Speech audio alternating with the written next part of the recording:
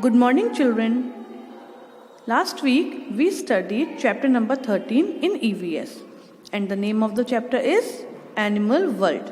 Chapter का name क्या था? Animal World. In this chapter we studied about the animals. Animals को हम दो कैटेगरीज में डिवाइड कर सकते हैं बेस्ड ऑन देयर शेल्टर्स. जहाँ पर वे रहते हैं उसके अकॉर्डिंग हमने एनिमल्स को वाइल्ड एनिमल्स और डोमेस्टिक एनिमल्स में डिवाइड किया हुआ है. And based on their food habits we have divided the animals in 3 categories: herbivorous, carnivorous and omnivorous animals. तो चलिए हम आगे बढ़ते हैं और इस चैप्टर की एक्सरसाइजेस को सॉल्व करते हैं. The first exercise that we are going to solve is, और I can say do, is the let's do exercise that is given in the chapter. तो इस एक्सरसाइज में हमको क्या करना है, नीचे कुछ सेंटेंसेस या फ्रेजेस दिए गए हैं, इनको पढ़कर हमें एनिमल्स के नेम लिखने हैं according to the question asked. तो फर्स्ट क्वेश्चन क्या है, 2 बिग एनिमल्स, 2 बड़े जानवरों के नाम लिखने हैं. अब बड़े का मतलब बड़े ही होता है, हम लायन नहीं लिख सकते, दे आर मीडियम एनिमल्स. तो 2 big animals that we can write are, the first one is elephant. कौन सा है? एलिफेंट, यानी कि हाथी. हाथी बड़ा होता है ना. And the second one is giraffe. Elephant and giraffe, these are the 2 big animals. Now 2 omnivorous animals. But before that, tell me what does the word omnivorous means? Omnivorous जो वर्ड है इसका मतलब क्या होता है? चलिए मैं ही बता देती हूँ. ओमनिवोरस एनिमल्स वे जानवर होते हैं जो पेड़ पौधे और उससे मिलने वाले प्रोडक्ट्स को भी खाते हैं.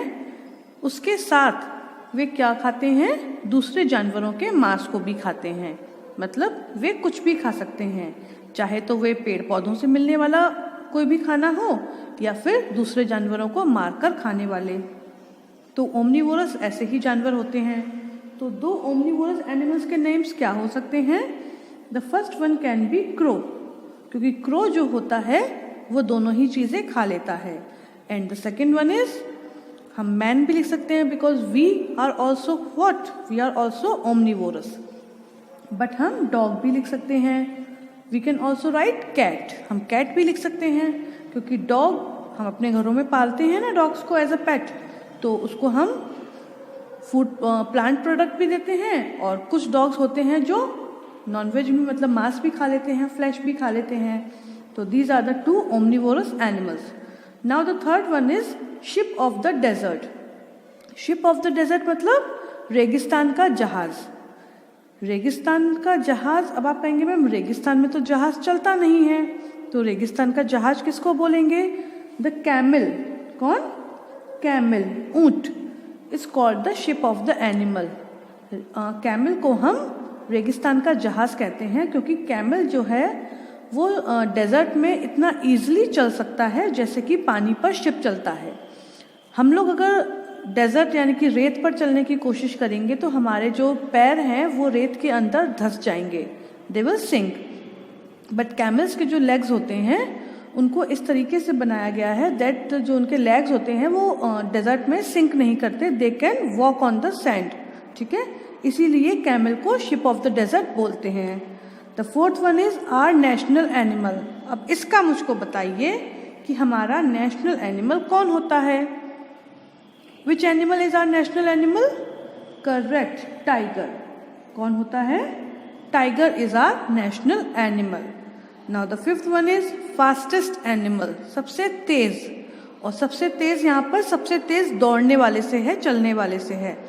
ये मैंने आपको चैप्टर के मिड में बताया था. विच एनिमल इज द फास्टेस्ट, कौन सा जानवर सबसे तेज है? करेक्ट, चीता. CHEETAH, चीता. कौन होता है सबसे तेज? Cheetah. And the last one is king of the forest. जंगल का राजा कौन होता है? Yes, king of the forest is lion. Okay, तो ये एक्सरसाइज आपको अपनी नोटबुक पर नोट डाउन करनी है. Now the first exercise of the chapter. Exercise A, write T for true and F for false statement. नीचे 4 स्टेटमेंट्स दिए गए हैं इनमें से आपको बताना है कौन सा स्टेटमेंट सही है और कौन सा गलत, और जो सही है उसके आगे टी लिखना है, and the one that is wrong you have to write F in front of it. तो चलिए हम सेंटेंसेस को पढ़ते हैं। All animals live only in forest. अब इसकी हिंदी हम कैसे बनाएंगे?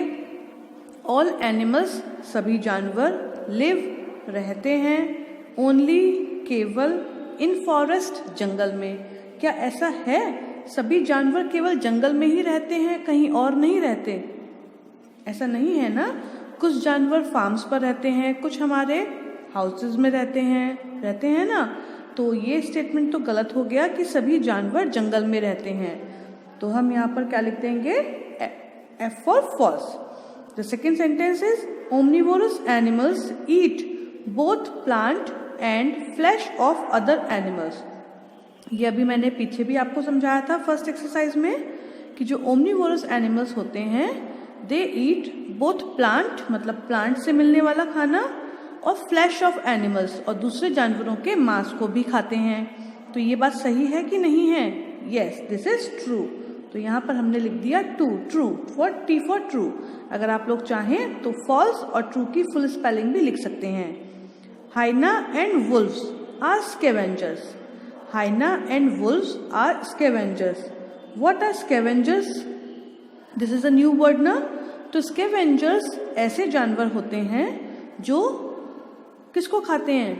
जो ऐसे जानवरों को खाते हैं जो ऑलरेडी मर चुके हुए हैं या फिर दूसरे जानवरों ने खाकर उनको छोड़ा हुआ है। मतलब बचा हुआ जो खाना होता है, बचे हुए जो जानवर होते हैं मरे हुए, उनको खाते हैं।